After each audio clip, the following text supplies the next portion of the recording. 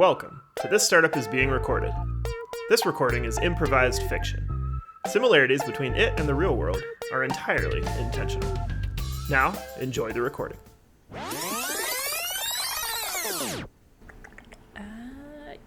Yep, and the recording is on. So let me just quickly recap who we are and where we're at for John. John couldn't be here today, as you can probably tell. He just sent me a text a few minutes ago. And, you know, any future employees or people who might want to watch this and listen to this. So we are MetaMarket. We are a couch marketplace startup. We're in conference room B today, and we are helping, improve the world of trade by giving everyone a more comfortable seat at the table, starting with couches. And yeah, today, this is just our executive stand-up. I have a couple other agenda items too that I'll pop in with, but yeah. Oh, let's do a quick introduction. So I'll just start today. I'm Kate Banchette, Chief of Staff to John. John just got back from vacation, but isn't here, but also not on vacation. But yeah, so that's me. I am Calathea Nadarova, and I am the creative soul of MetaMarket. You and Bugsby, yeah. Yes. Yep. I mean, Bugsby is flesh of my flesh, so there we go. Together we are the creative soul. Yeah. Sure. Eric Joy Carter, head of product for MetaMarket. I do not have other components to my soul. Hi, I'm Matt.Yachts. That's also my domain name, and I am the new, freshly credentialed CTO here at MetaMarket. I've got my keys to the server room, keys to the VPN, keys to all of our cloud products, and really starting to get a map together. So, feeling good. Nice. 2 weeks in, you feel way more confident than any of the past CTOs at this point. So, I'll make a note of that. That's a little ominous. Oh, no, you're the best. Anyway, stand up. Let's just try to keep this short because, like I said, I have a couple other agenda items. But yeah, I guess I'll start. Obviously, everyone knows about the accident that happened a couple days ago with the couch in New York. So we just went back to our lawyers, had a little bit of a refresh of our terms of service. They told us we do need to notify all the users about this, and we need to specifically point out that any animal injury or death is absolutely not our liability, even if we're delivering the couch. Okay. Yeah, sorry if I missed it. Did we get an after action on this incident? So there was an animal death. Yeah, I mean, the animal didn't die immediately, but it did die several hours later, which is what I guess the report the veterinarian said when they found it in the windowsill. Yeah, it was particularly. I think we got a lot of extra flack because it was a bald eagle. To be honest, I know. Yeah, I know. Which people aren't even supposed to have exotic animals like that in their apartments. Yeah. Well, right, really and so thank goodness, because I think that was an important loophole for the legal proceedings. I think nobody wanted to take this to court.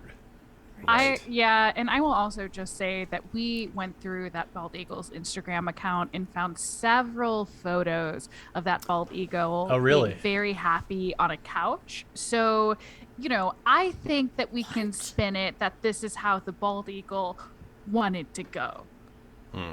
Interesting. Yeah, I mean, just as long, no more pictures, right? Because I don't think people knew that wings bent that way, and that's just we can't have that attached to our brand, I assume. Yeah, I just wanted to give a quick update on that. We were able to get the image recognition stuff in place so that people will stop using that bald eagle photo as their profile photo on the service. Good. Yeah, we briefly hit a majority there, where most people were. Yeah, it's It wasn't great. It wasn't a good time on the app or on the website, but we've got that reined in now. So, Okay. yeah. And obviously, R.I.P. to Bubba Shrimp. Everyone will miss him, but I think that was the most important update I have for Stand Up for you. I do want to just point out that we haven't brought down the Save Bugsby from the Arctic Fund. So Bubba Shrimp's owners are eBaying off almost like saint pieces of Bubba Shrimp, like feathers and bones and stuff like that, but have actually very graciously offered to donate 50% of the proceeds to the Save Bugsby from the Arctic Fund. Wow. That is extremely generous. Yeah, I was also very surprised about that, but to quote their eBay listing of these pieces, Meta Market can die in a fire for all we care, but we don't have anything against Little Bugsby. Little Bugsby is our bud. Free Bugsby, liberate Bugsby. Bugsby must be free of his Meta Market chains. Oh. I mean, Wow. okay. I mean, the money's great, but this liberate Bugsby thing, that's not getting big, is it? It is the most trending Bugsby hashtag at the moment. I'll bring that up. I can bring that up in my stand-up if you want. Maybe you just go. You just go ahead. We're already on the topic. Yeah, of course. So, so the particularly Liberate Bugsby is the most trending hashtag on pretty much every single platform. It's also a TikTok dance, very adorable, very difficult to do. Yeah. We, I tried many times before I really perfected it. But so we are really just thinking about the well-being of Bugsby, and Bugsby is we have saved Bugsby from the Arctic, which is great. We have not officially announced that, so we do have to eventually figure out when we're going to release the next chapter of the Bugsby story. Right. But I do have to say that Bugsby in our care has been eaten by a whale, trapped in the Arctic, forced to wander around for 70 days in the desert because a mythical hell beast wanted him to learn the secret of couches. There's been a lot of trials, and I do wonder if it is time. As it happens, I grew up with some indoor-outdoor cats, and there's a moment where you have to open the gate and see if the cat's going to come back to the house. And I just wonder if this is the time for Bugsby. Do we have to metaphorically open the gate and see if he also wants to be part of this creative relationship with us? But Bugsby is a fictional character that you made up. See, speech like that is why we have a free Bugsby campaign right now. Okay, that's just a fact. He just... hold on. What percentage of the free Bugsby hashtag posts are coming from employees versus the general public? So, I mean, most of it's general public, but we did do an internal poll in the office, and about 72% of our employees think that we should also liberate Bugsby. How? How would that even work? He's just a bunch of pixels on a screen. I mean, he's flesh of your flesh, obviously, but that's even harder to rip apart. I know, okay? I can understand that you're feeling really impassioned right now, but you are one step away from an HR report, okay? I would like you to stop using slurs around Bugsby of things like calling him pixels. That's just really... It's really offensive, especially for somebody, our mascot, who honestly, his being tortured in the Arctic brought in more funds into our company than any couch we sold last month. I know. And that's why I don't want to give him up, okay? He is, looking at the books, the #1 product that we sell, and he's not even a product.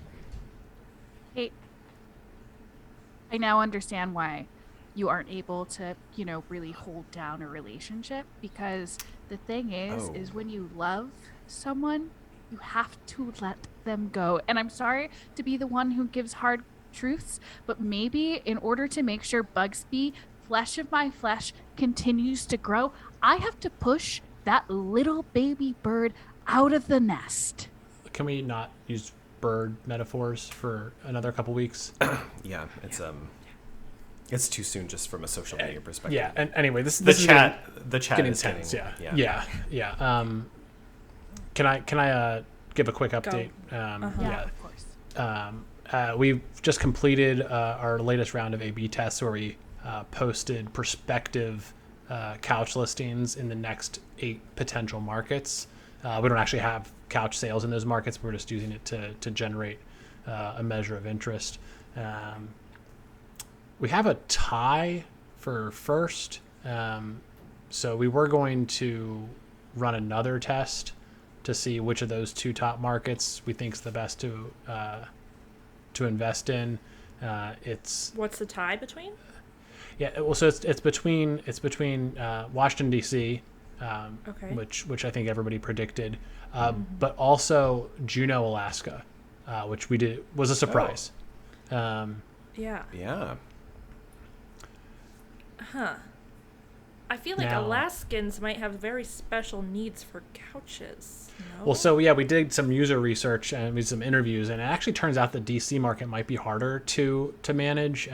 There were a lot of really kind of strange requests from the DC clientele about like hiding microphones in the couch, Gosh.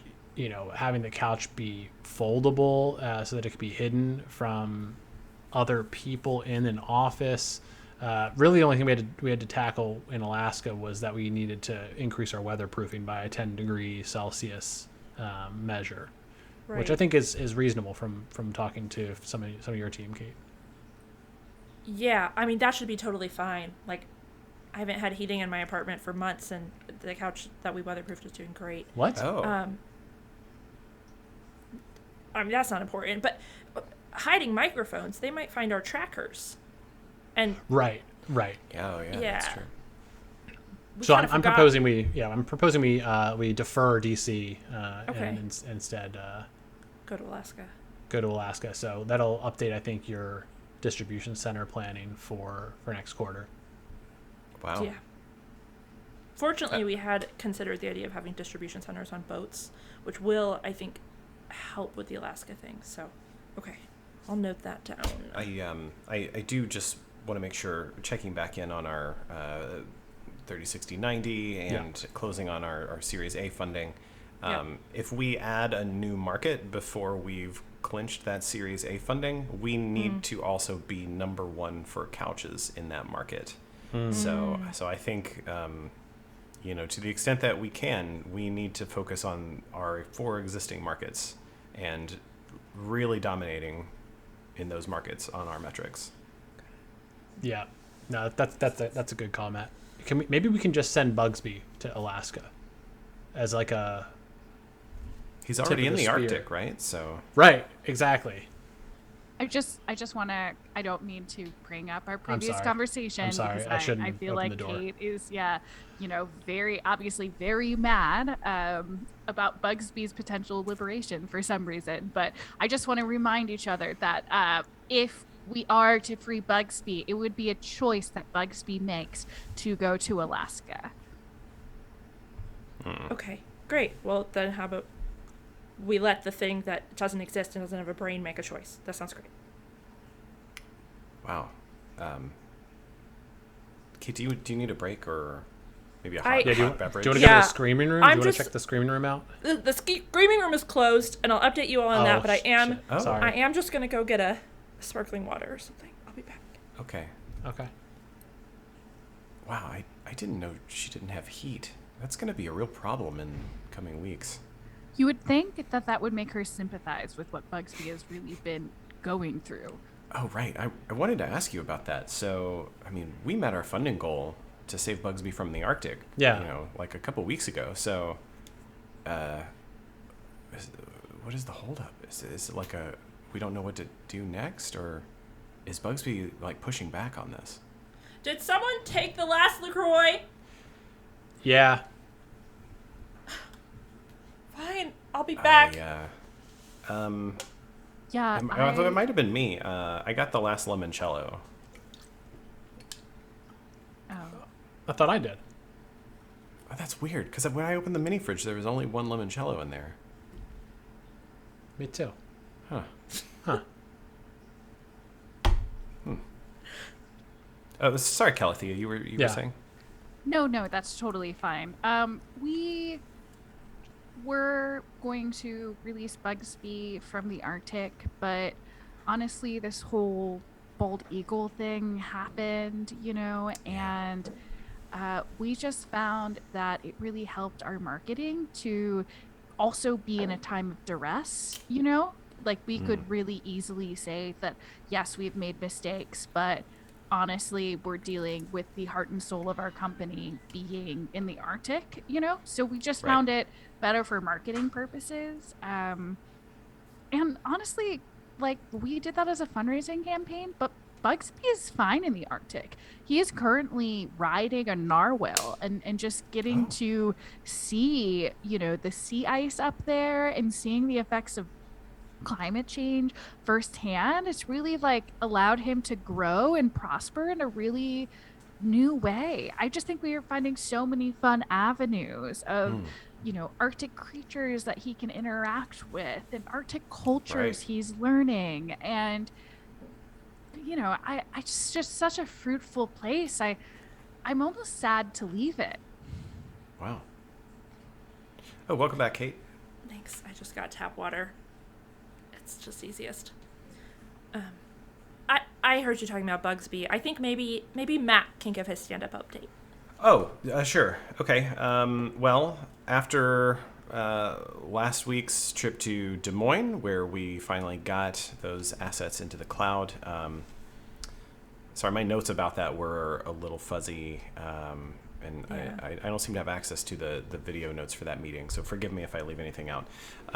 But since then, got most of the passwords to our cloud storage, access to the server racks, and we currently have split all of our IT and development teams into cross-functional groups of 3 to 4, and we are performing extensive code archeology.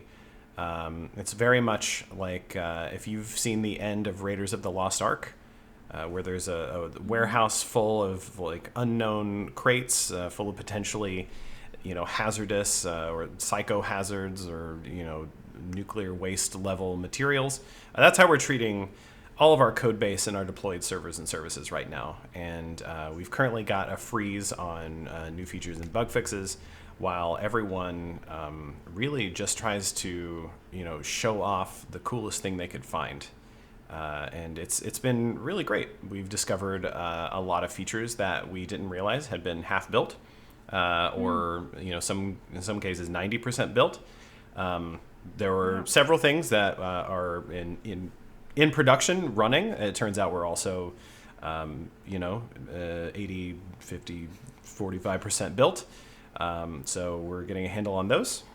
Yeah. And I think we're starting to get a real sense of what the lay of the land looks like, and using that information, we'll be able to decide where best to spend our time next. Okay, so just theoretical question. If we were to just strip our product down to the features that are 100% built, just maybe stability. Well, no features ever 100% done. That's true. Thank you, Eric. That is true. Yeah. Okay. But I think I get what you're getting at, Kate. Yeah. Do you mean like the things that, based on the feature set we expect, what we can tell from our telemetry, what pieces of the app work 100% feature complete and to expectation? Yeah. Like if maybe we should just go with that set of features. I don't think we should. I don't mean to sound negative. There wouldn't be much of an app left.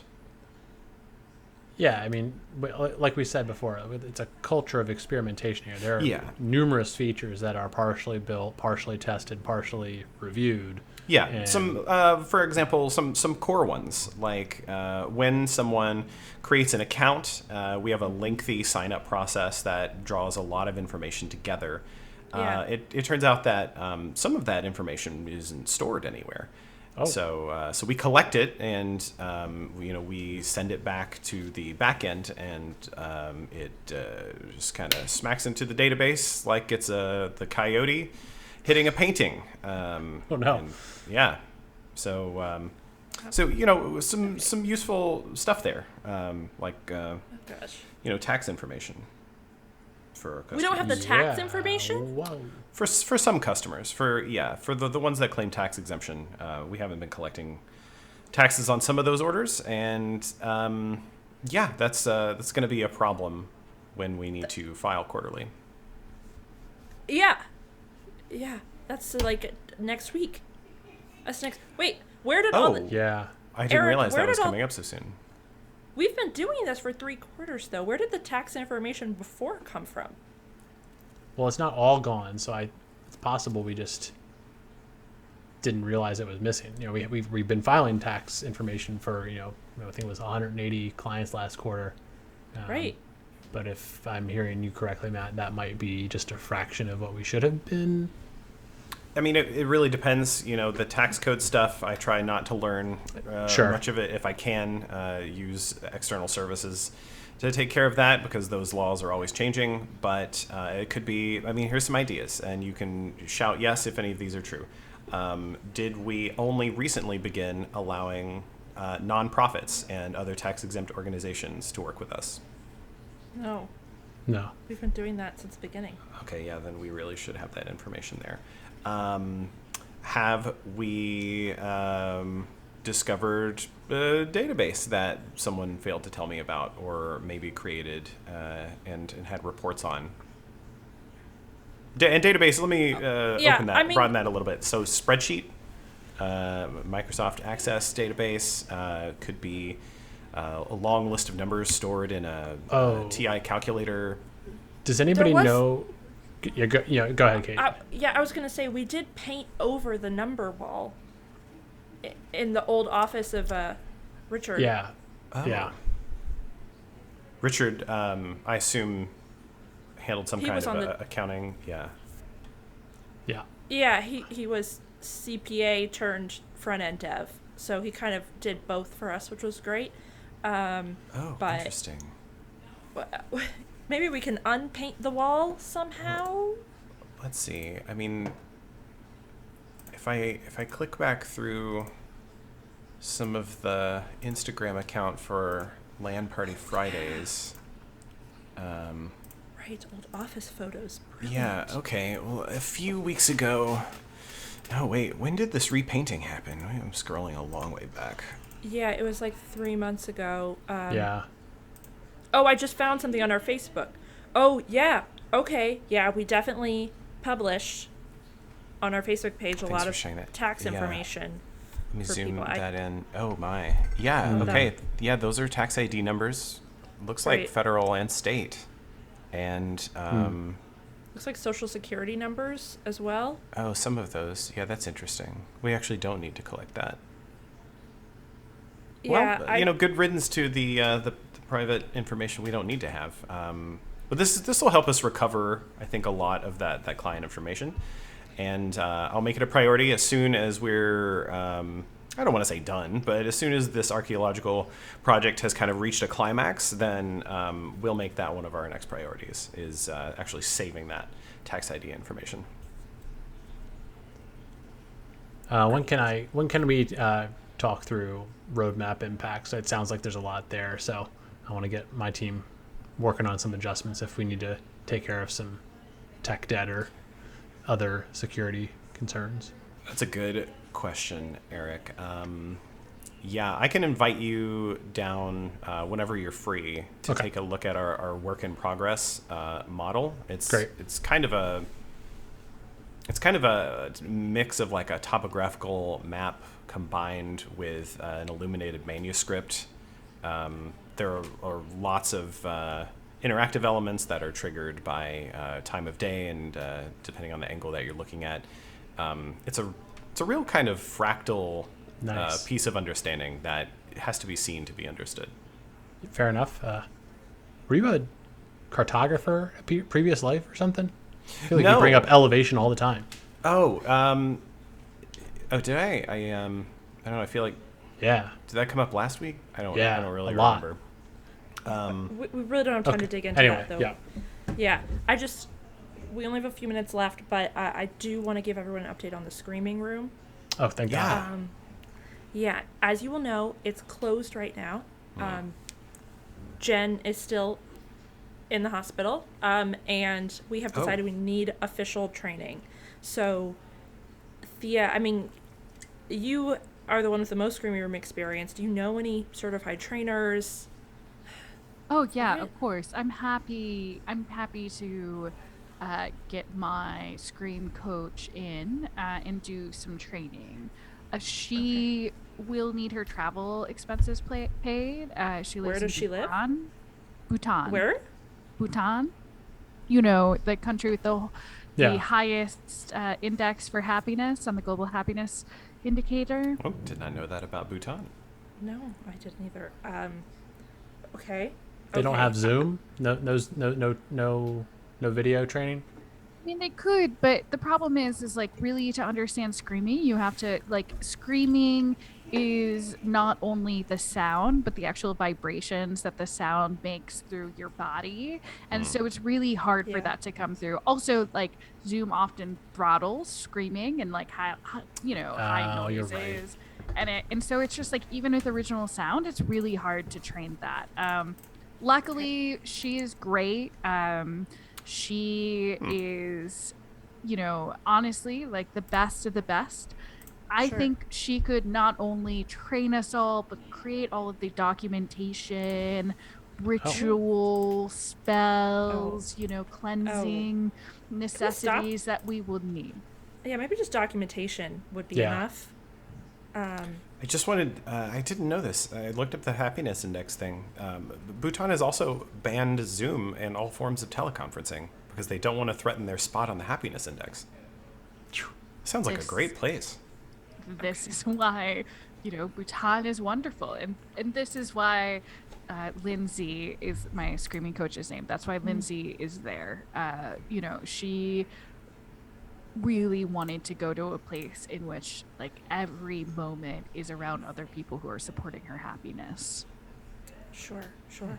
Well, we need her ASAP, but it needs to be at least 5 to 7 days because I really want Jen to be back to go through the training.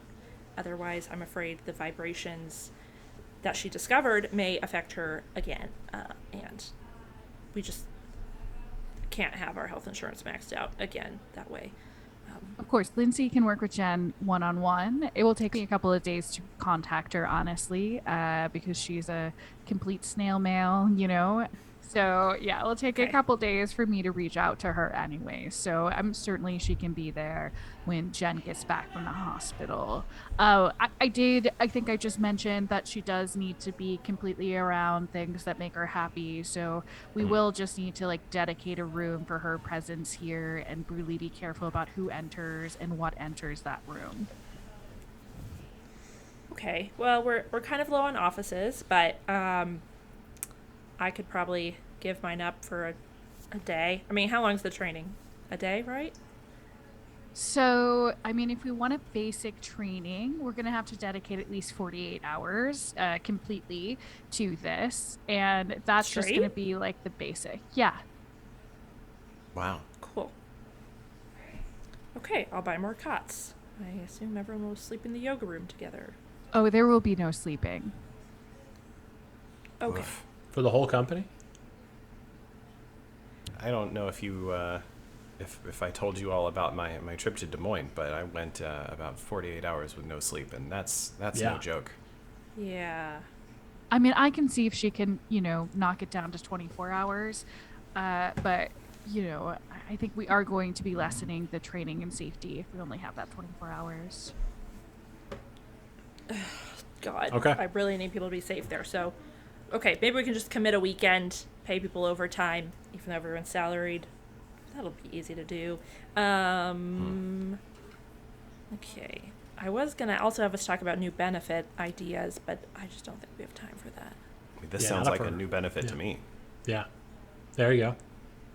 There you go. Yeah. Look on the bright side, right? Not hurting yourself while in the screaming room is a benefit. Yeah. Great. And just the general energy we all are going to experience and the difference that's going to make just having Lindsay even in our space is honestly such a big benefit. I love that. We need some positive energy. I feel like this has been a tough week. Speaking of which, Thea, let's just sidebar the Bugsby thing until after lunch. Is that okay? Of course, we can sidebar somebody's freedom until you get some substance. Great.